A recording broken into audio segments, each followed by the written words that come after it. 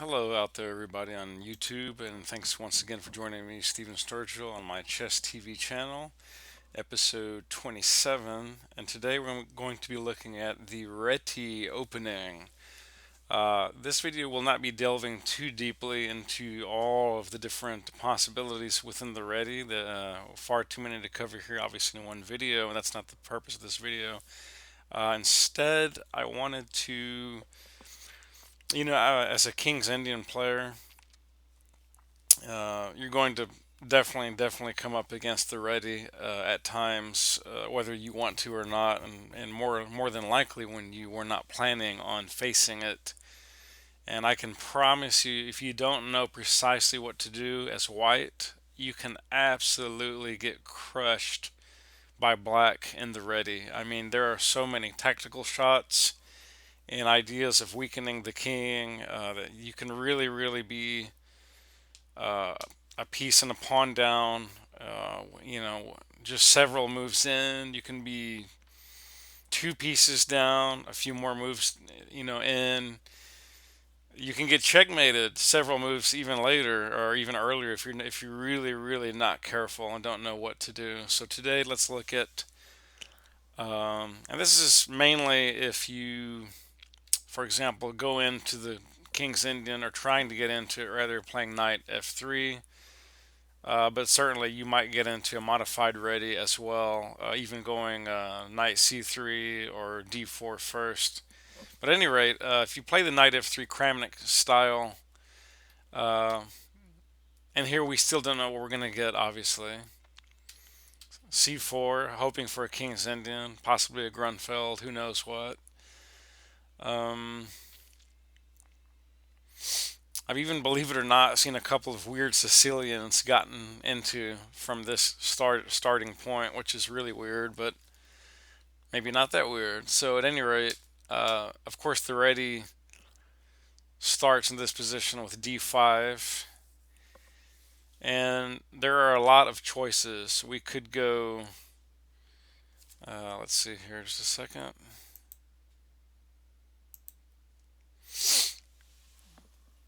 We could go c5, which is, I'm not saying that's good, because it's not that good. It's actually better for black. You're ceding a really tasty, healthy advantage to black, obviously. We could go d4 as a playable, decent move. It's a little bit quiet, slightly semi-passive. What else? We could certainly play the very quiet e3, which is not so dumb because you're immediately freeing this bishop. Queen can get out. Perhaps, I'm not saying you'd want to go check, but whatever. Probably knight c3 is better. I don't know, whatever. It depends on black's move, obviously. But the point is, there's more than one way to skin a cat. But uh, the variation we're looking at today primarily is the most aggressive response by white, and that is c takes d5. Exchange chase variation is what I'm calling this. I don't know what the real name of it is. And black here often will play the very aggressive c6. And this makes some sense. Black is obviously seeking to open the d file, and we're going to go ahead and take that pawn right off. C takes c6, and usually the knight will capture. In some cases, you will see the pawn recapture. I think there's even a wacky line with just pushing b6, if I'm not mistaken, which is a little bizarre because after pushing b6, that gives white a huge advantage of queen a4, for example. And now black is just cramped and passive. But at the same time, it's not that crystal clear because after a6, for example, I don't know. I mean, there's f4.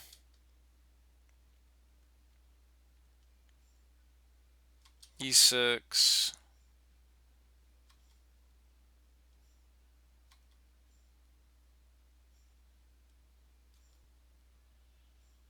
Well, at any rate, it's just this is not a sound way for black to play. So I don't know. There may have been some nuance there I missed. I think it was a blitz game or something. At any rate, um, the principled response usually is going to be knight takes c6, and I think this is standard tabia for this exchange chase variation. I'm calling it the chase variation because it reminds me a little bit of the ideas in the Alekhine chase.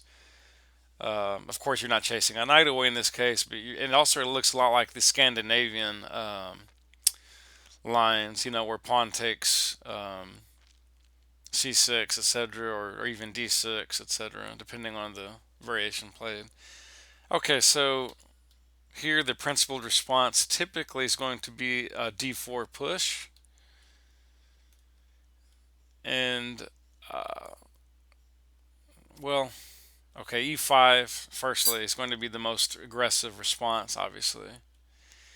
And here we come to a fork in the road. We can either take this guy off with the knight, or we can take with the pawn and head pretty much into an immediate exchange variation. And we'll look at this first, and then we'll come back and look at the finessed, much more standard line, if that makes sense.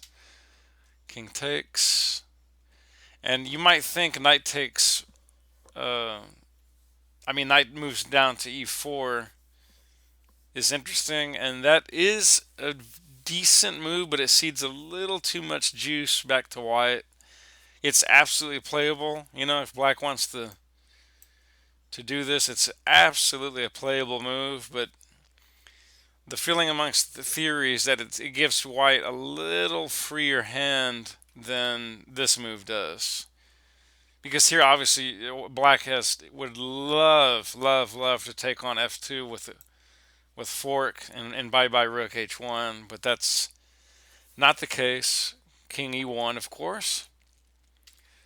Bishop c5, and now there's ideas of of, uh, of a control take, and again trying to take rook h1 or even bishop takes. E3 is the move, obviously, stopping those delicious ideas for black. And here, the knight is going to take off that e5 pawn. Knight takes, and bishop d2 is probably the more principled move. But yeah, you could play an innocuous check on v5, but it's not really accomplishing much. That's why I don't like moves like that. You could place the knight out. Let's see. Can we play this move? That's a playable move. I'm not saying it's great. Uh, Knight boxing in the bishop. Certainly it's playable. So I can't call it a legitimately bad move. But the fact is, the bishops they want to get out. So bishop d2 is the best move by far in this position. Black goes bishop f5. And again, we could have gone bishop a5 check, but I just don't like moves after that. It just gives black an instant b6, or even this, trading off bishops, and then black can open the rook. I just don't like checks that don't go anywhere, so I just tend not to play that way. Unless it's a weaker opponent or blitz or something, even then it's not that hot. So, and black plays f6, knight d2, castles, bishop takes e5, and this move here, guys, is extremely common in the Reti in general, and certainly in the exchange chase variation, or whatever you want to call it. F takes e. Oops, sorry, hit the button too fast. F takes e5, and now rook c1, kicking the bishop. It doesn't really kick the bishop after b6, but even so, now at some point b6 may be weak, or will kick the bishop by other means. Oops. And at some point, black will be forced to play g6, or this rook will move away, and that bishop will. Oh, I wish there was a way to turn that god awful bell off. I can't stand that. God, no one needs that. No one needs that. Okay, bishop comes to c4 finally with the check. That doesn't really matter that we're checking the king. If nothing else, we're just kind of gaining a free move. And now king comes to e2, again, extremely common in the Reti and in these types of structures. e4. And guys, that may look strong, and it is, but at some point, black's not going to be able to babysit uh, this e4 pawn forever. So it's not, you know, um, h3 is the move here, but I played h4 because I thought it was more exotic and enticing, and I like to really sort of swindle black at times and get them into funky positions where they're where it's not that clear what's going on. So after this, black played g6, rook hg1, bishop g4 check, f3, e takes f3, pawn takes back, and now bishop h5, rook g3, ceding some advantage to black, but we'll see the point here down the road. Rook comes to the e file, the other rook that is, not the one already on the f file. Rook c3, bishop d4, rook backs up to b3, rook e7, king f2, getting out of that, not totally out, but getting somewhat out of that crossfire pen. Bishop f6, rook h3, protecting, bishop e5, and now we're almost back at equality. Bishop e2, king g7,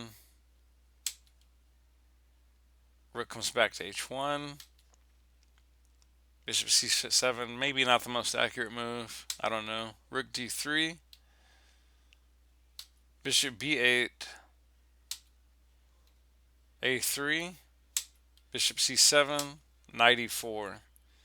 And now white is once again enjoying a very tasty, about a 0.65 advantage, give or take, and that's fluctuating as high as 0.71. So we're starting to cruise. We're getting some momentum here. Rook's doubling, not a bad idea. Knight g5, tactical, sort of a tactical shot really, because, well, we'll see. Rook has to get out of the way. Rook to d2. Bishop g4, f4. Bishop takes e2. Rook takes. Rook fe8. King f3. b5. Rook d1. Now we're up to about a full point and advantage and change. a5. Knight h3. a4.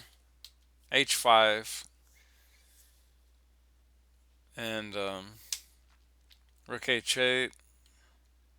Rook d3 here was also a very, very strong move, but I chose to play the more aggressive h takes g6, h takes g6, and knight g5.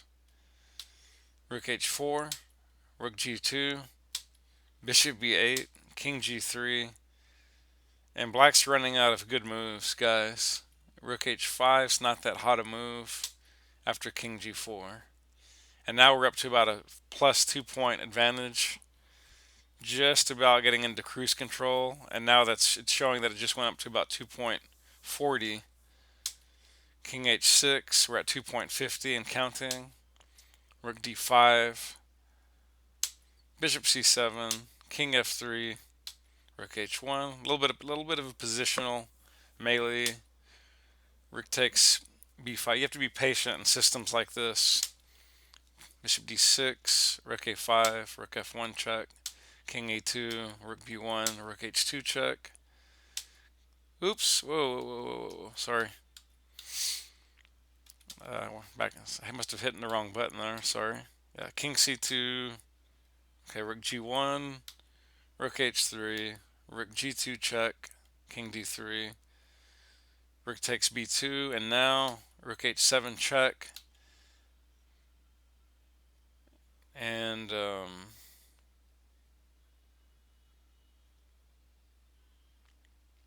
how to proceed? Well, I like knight e4 check very much.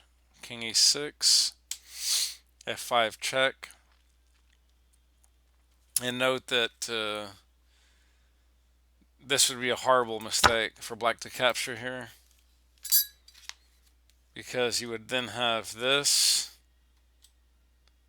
this, this, that, that, etc., etc. At any rate, you're just up a full piece with no compensation, so that's not what black wanted there.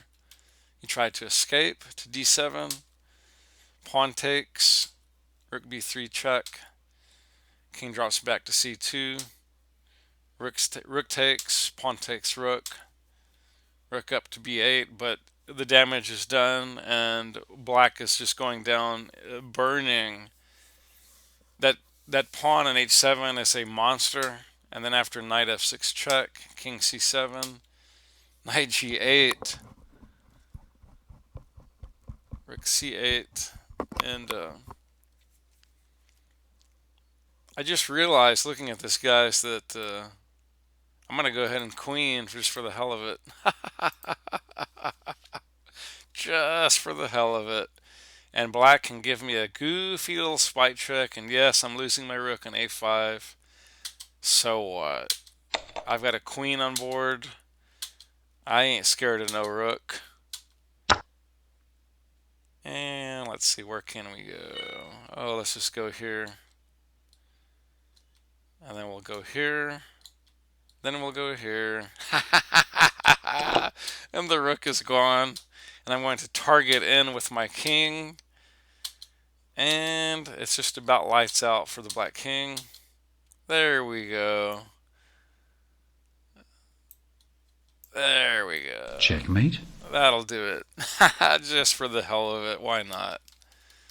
Okay, but backing up, that's not what was originally played. I just realized that looking at the board, I thought, oh my god, I can just queen, suffer a spite check, suffer the loss of my rook on a5, and so what? Black would resign in real life. If I mean, come on, if a GM saw this move, this right here, you can resign. So at any rate, rook d5 is a little more accurate. We still get the spite check, but we're not dropping material in this case. Check, check, check. And then we take, of course, with the knight, not with the rook. There's no need to lose a piece for nothing. And black played the crafty bishop h8, thinking I'm going to stop, the pawn from queening. Knight check. And I'll just kind of blitz through these moves. And yeah, you can just kind of see that. And there we go. That's checkmate, guys, in 79. Beautiful, beautiful finish. I will say that going back to, let's see, we're almost there.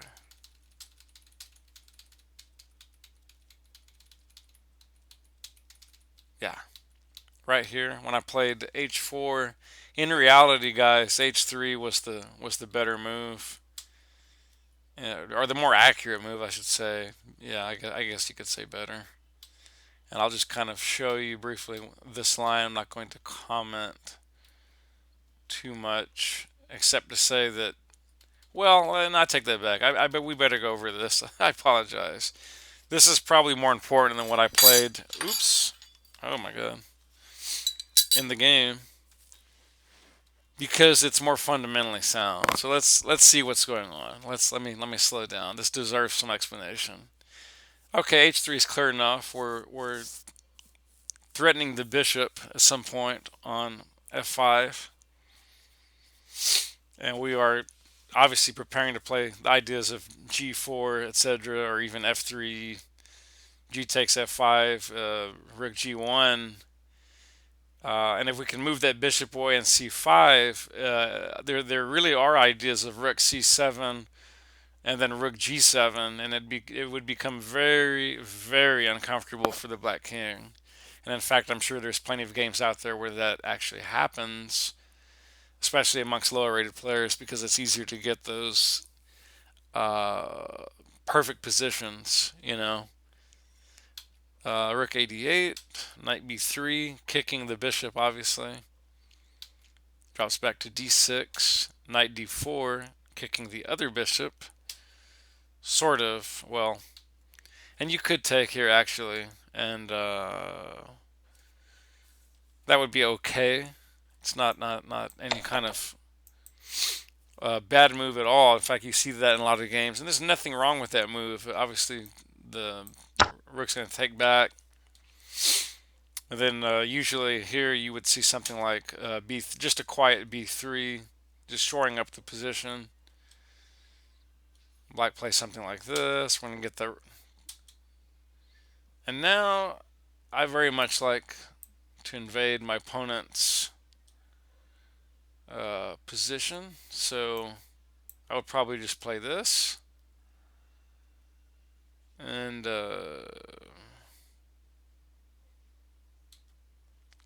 probably have to go back here actually and shore that up. But now that allows g4. We just talked about that idea. And then back to rook d1. King drops back very safely to f1. And then to g2. Etc. etc. I'm just going through some sample lines. I'm not saying these are best by test or anything, but just very typical for that type of play in the position. Okay, the point is that's a good move, but it's not the best. The best move here actually is rook d1, and often you will see the bishop drop back to d7. In some cases, you might have even seen. Let's get crazy here. Let's see what like. Yeah, maybe this is a good move here.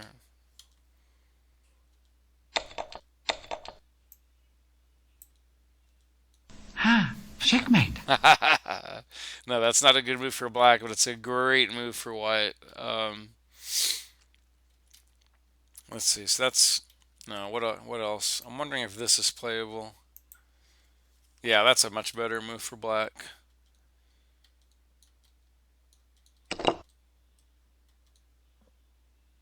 It's not a good move because white is getting free and easy counterplay with compensation. So okay, let's stick to the game. After this again, rook d1, bishop drops back, and then we play the very typical b3. We saw that in the other line briefly. Again, this is very typical for black, creating Luft and also preparing ideas of h4. Uh, Sometimes the bishop wants to come back to g7 to shore things up. Um, Obviously, this rook cannot now come to g8, but God Almighty, that bell has just got awful. I'm sorry. Sorry, Lord. I shouldn't be taking the Lord's name in vain. I apologize, but uh, bishop d5 and there's a reason that here, well, this actually would be a mistake, guys. I think that this, yeah, that cedes almost all the advantage back to black because then, yeah, you lose a bishop. See that? For free. So, well, yeah, let's see.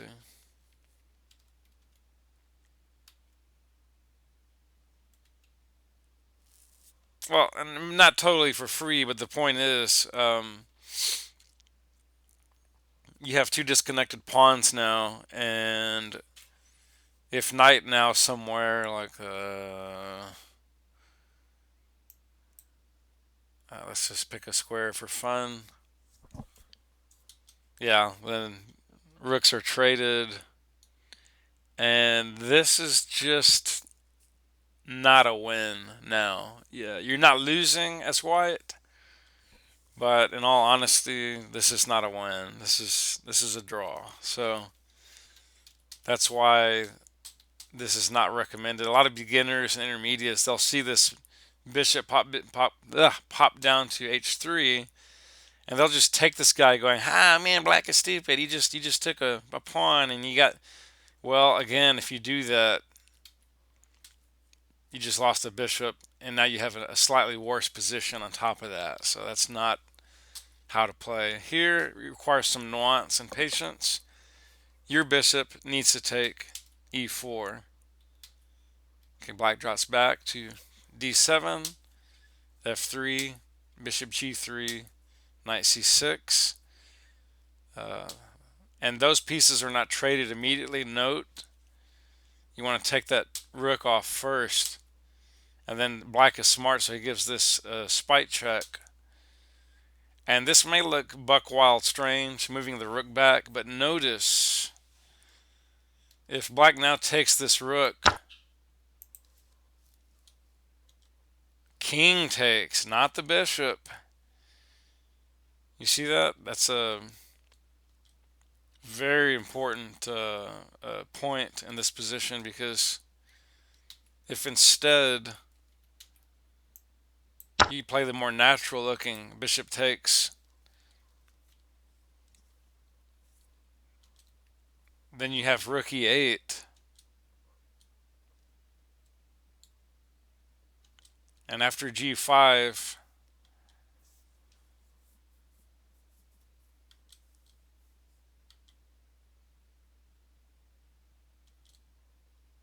it's not that it's so terrible, but it's positionally worse, if that makes any sense. I mean, we're dealing with really subtle nuances, at super GM level, essentially, but this is really not quite as much counterplay. It's not bad at all. It's probably, I'm sure it's still winning, but it's just not as precise. No biggie, it's just not as precise. So let's,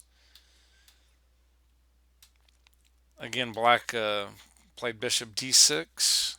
Now this actually, yeah. So f4 here was just as good. We could have played the immediate f4, and that's perfect, no problem. I just think visually, rook d1, making that tower of power is more impressive. And now g4. Bishop comes to c5. We kick the other bishop on by pushing the pawn to a4. He takes, and we take it with the bishop, not with the rook. Oops. King comes to g7, and now f4. Now h6. Rook e1. A4, a5, excuse me. Rook h1. Rook d7. Bishop e4. Rook e7. King f3. Rook d7. Rook g1. g5. Rook c1. Rook d2. Looking to trade rooks. King a2. Rook g1. Bishop f3. Rook b1. Rook c3. G takes. E takes. Bishop d4. Bishop d5. Bishop takes f4. Rook c6. Rook b2 check. King f3. Bishop d2. Rook takes b6. Rook b1. Bishop e2. Wait a minute. I think I got into an alternate line. I apologize. Where did I go wrong here? Sorry, guys. I've got like 1,000 variations here nearly, and let's go back to h3. I think I'm hoping. Let's see. Let me just blitz through this.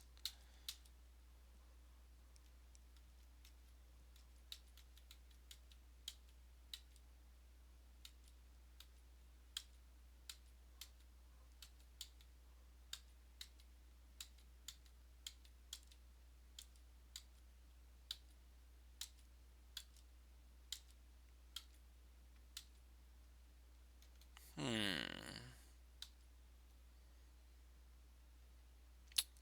Well, I'm having trouble finding the exact line. Let's see.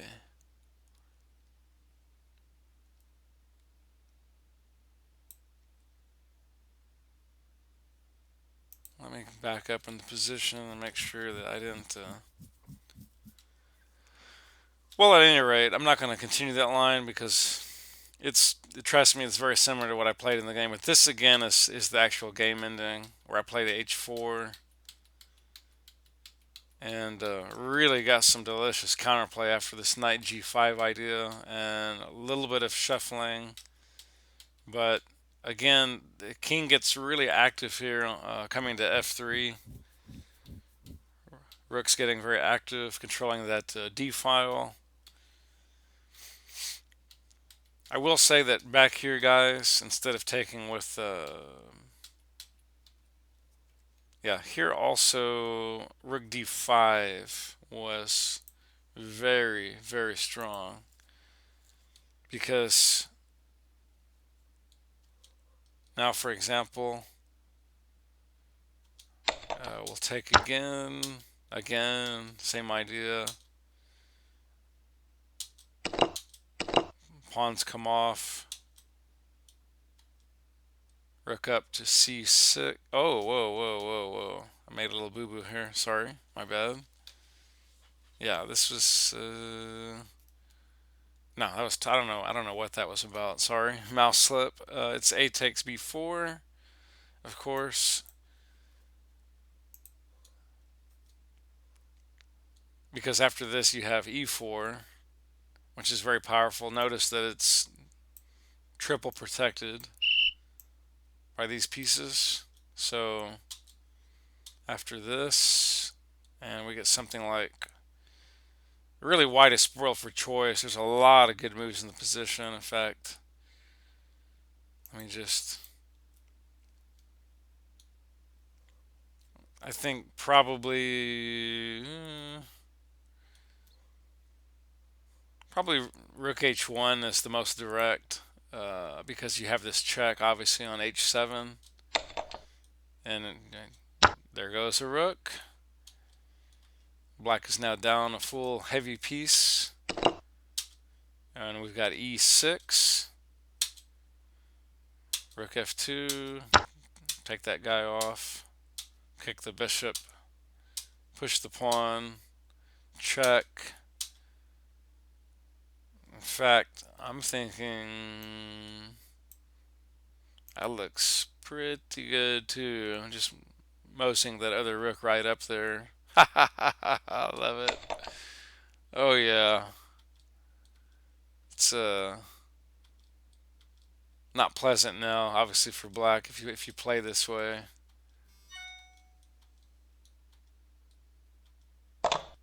Yeah. And now it's just ridiculously bad. Yeah, there you go. Black's out of pieces and out of hope, but backing up, if we play a little more computer accurate, then we're going to obviously kick the bishop first. Now black has to worry about the bishop still, and now we've got e7, which looks like a tour de force nightmare, and I admit that's significantly better than the rook up, obviously, but long run it's not that different because you're still fighting. Black is still fighting just a piece down, obviously. Rooks come off. I'm just going to take that guy because I can. Um,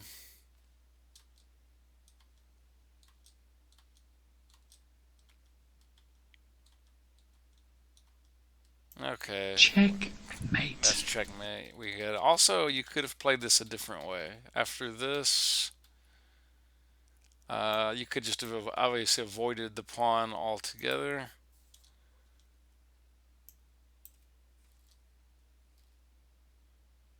Um,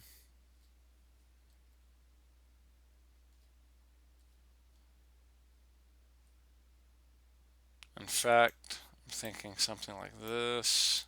This. How do we want to do it? Oh, sorry. Whoa.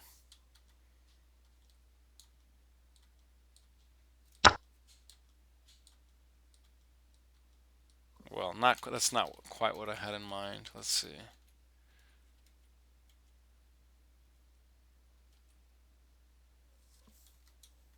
Ah, yeah. Check first. Take the pawn. King over. Oh yeah. One more Zugzwang. Checkmate. Either way, guys, that's made in either 74 or 76. Um, okay, so we looked at that line, which is what I played in the game, and let's back up to this. Oops. Okay, so we looked at pawn takes earlier, right? So now let's look at the other strong variation, which is also you will quite typically see players with white play, and it's a good way. So it's knight takes on e5. Knight takes, pawn takes, and let's back up to the previous line, which um, note gave black some pretty decent counterplay right out of the gate. Because now note white. I mean, because moves like this, I don't think are working at all. Yeah, this. Yeah.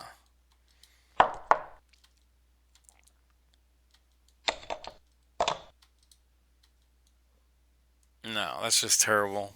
Black's just getting crazy good counterplay, and white is just weird in a position like that. So that's not the way to play. I mean, you will see a lot of tactics like that in blitz chess. Obviously, even Naka at times has played some really wacky lines because he can get away with it.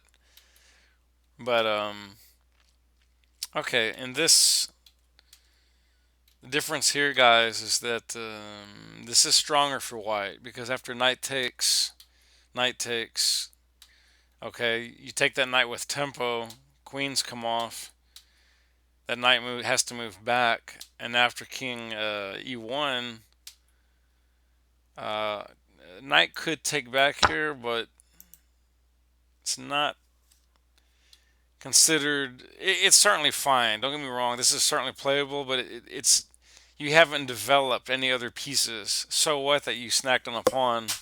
If you're black, um, you haven't developed. You're just bouncing your knight around. I mean, it's not. Is it worth it? So knight black instead sends the bishop to c5.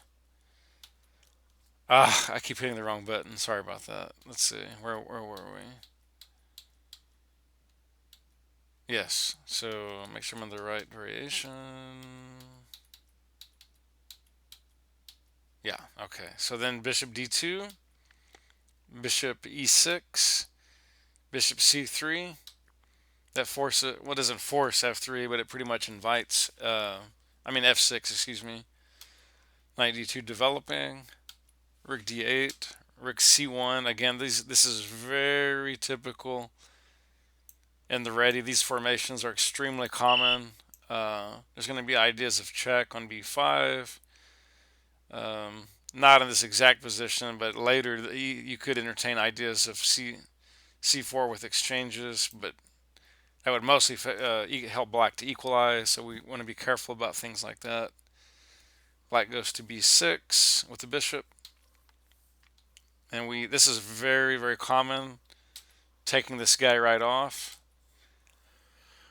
And if nothing else, you're trading material. You're giving black an isolated, in this case, king's pawn, and you're obviously opening the F file to future weaknesses for white's entrance.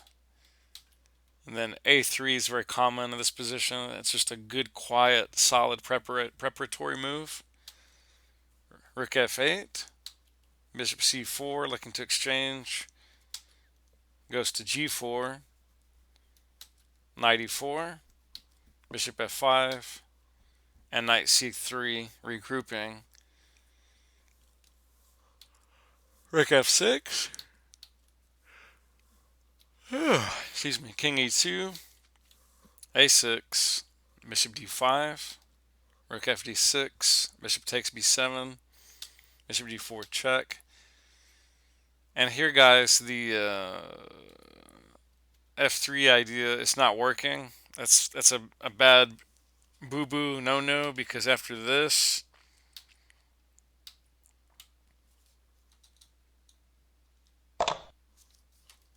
you lose the bishop. Um, and even if you take back with the knight, which is,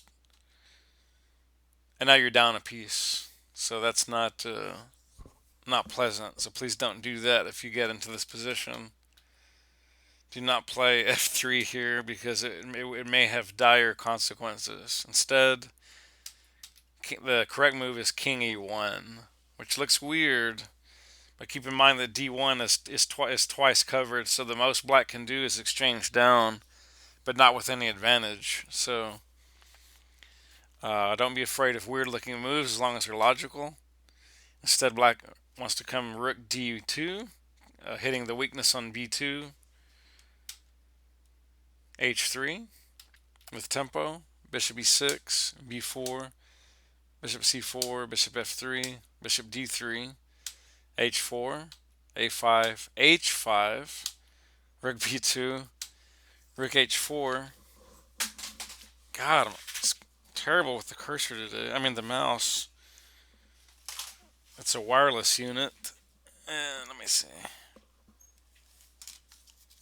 Oh, okay. Oops. Okay, king f8, h6, targeting the weakness on g7. Rook c8, h takes g7, check. King takes, bishop e4. Bishop back, shoring up h7. Bishop f5, obviously hitting the rook. Rook c7. Rook b1, trades. Trades. Sorry, king d2. Rook c6. Bishop d3. Bishop d8, b5, rook d6. Rook a4, rook d7. King c2, bishop e6, bishop e4. Rook f7, f3, rook f8, rook a6, bishop c4, knight c3, h5, bishop d5, e4, bishop takes c4. Check first, then the pawn takes back on f3, rook exchanges on f3, knight d5, h4, rook a8, rook f8, knight f4, h3, knight takes, bishop e7, rook a6 check, king g7, knight f4, rook c8, king d3, bishop b4, knight e6 check, king h7. Sorry, this is a long game, guys. I'm trying to get through it.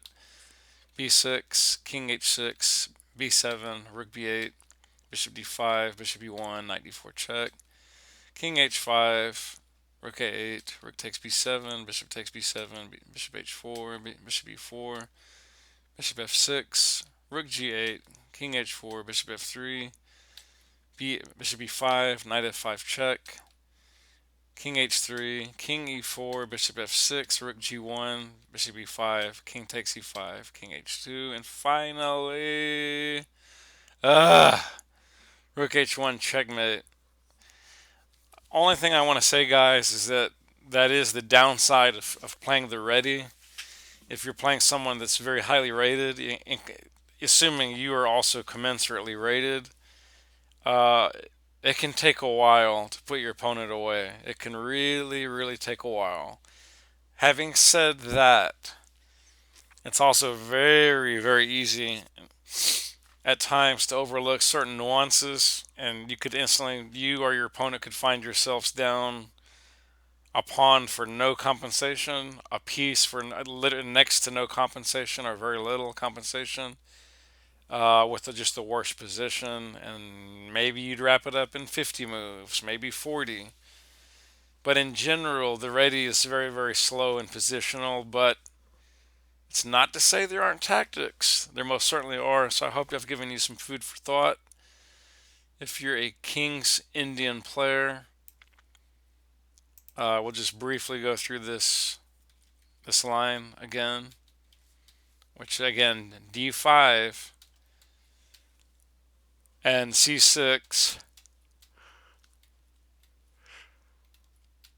And this is the best continuation for white in general.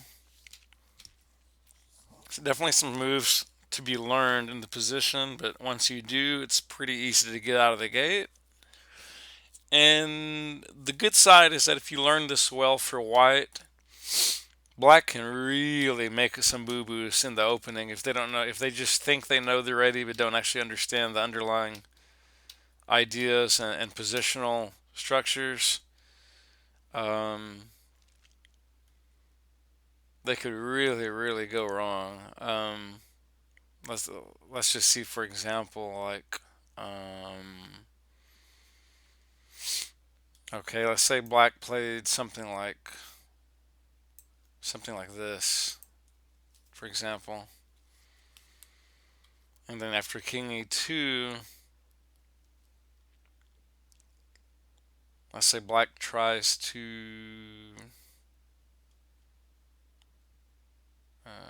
I don't know, rook comes to f5, maybe looks interesting. We can already trade off because there's no piece guarding the d8 square.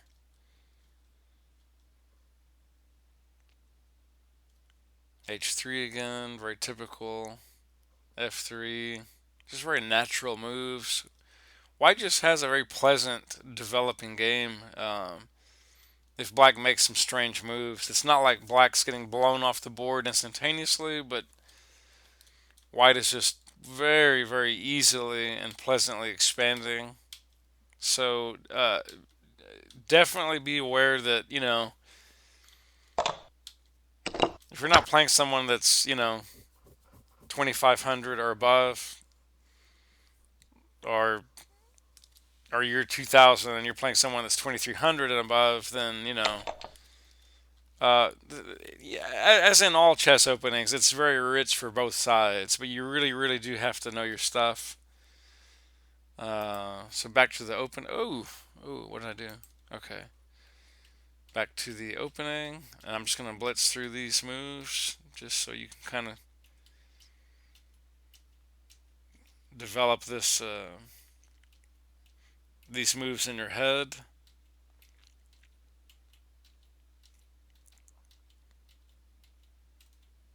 And some of these moves are reminiscent of ideas in the Kali and the London system, albeit in a much more sort of open or semi-open format.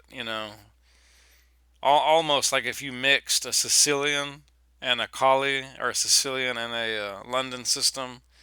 I think you kind of have it ready. uh, if that makes any sense, I have no idea. But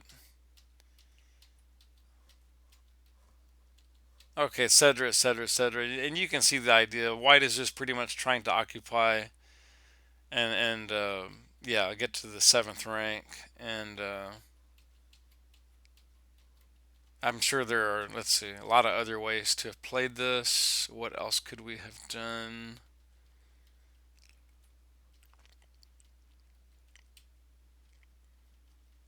In fact, if we back up, um, we probably could have gone here first. And let's see here, just a second. Yeah, that's more than playable. That's still terrible for black.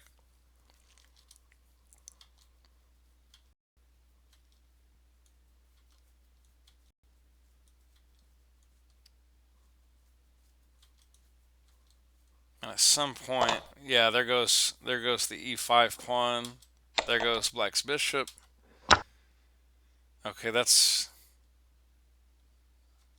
disturbing. I didn't expect to lose that guy, but it's 3-1. I'll take those odds any day of the week as far as the pawns go. Shouldn't be hard to convert this at all. Let's see. Some safe expansion. There we go. I was looking for that e5 push. Ah, tasty. G3. Mm-hmm. Exactly. Just sealing the deal. Check first. Looking to eat that delicious H5 pawn, but only after we give check. Check. I probably would have given check again there just for good measure. In fact, why don't we look at that variation? Yeah, that's very tasty. There we go. We can just go ahead and queen. Knock that guy out. I will just do this, and then I will do this because I'm lazy. Whee!